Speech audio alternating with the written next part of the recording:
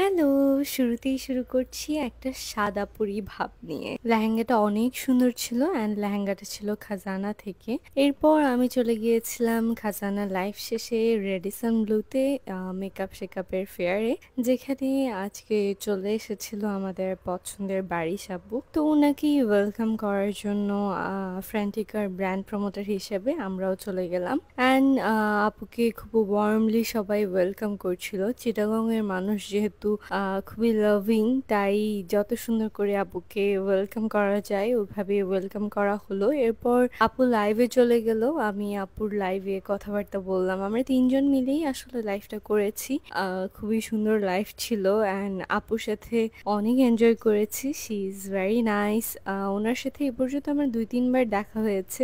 আমি ইজানার কথা বলছিলাম, এইজেলের কথা জিজ্ঞেস করছিলাম। সো ফ্রেন্ডিকা কসমেটিক্স লিমিটেডের সাথে আমার বা বারিশ আপুর আমাদের কাজ করার একটাই কারণ ইউকে বেসড ব্র্যান্ডেড প্রোডাক্টগুলো এত রিজনেবল প্রাইসে আমরা বাংলাদেশের মানুষকে দিতে পারছি, ওইটা আমি জানাতে চাই। তাই আমাদের মাধ্যমেই পেস্টাল বিউটি আপনাদের সবাইকে জানাচ্ছে, এত রিজনেবল প্রাইসে আপনারা এই প্রোডাক্টগুলো পাচ্ছেন। তাড়াতাড়ি অর্ডার করে ফেলবেন ওদের মেকআপ প্রোডাক্টগুলো।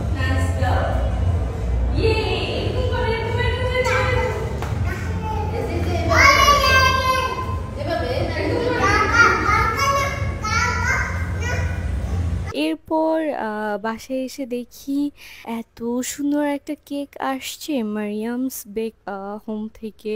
অনেক সুন্দর একটা কেক আসছে। বাই দ্য ওয়ে, কেকটা যতটাই সুন্দর ছিল তার চেয়ে বেশি ছিল মজা। একদম সাথে সাথে শেষ হয়ে গেছিল।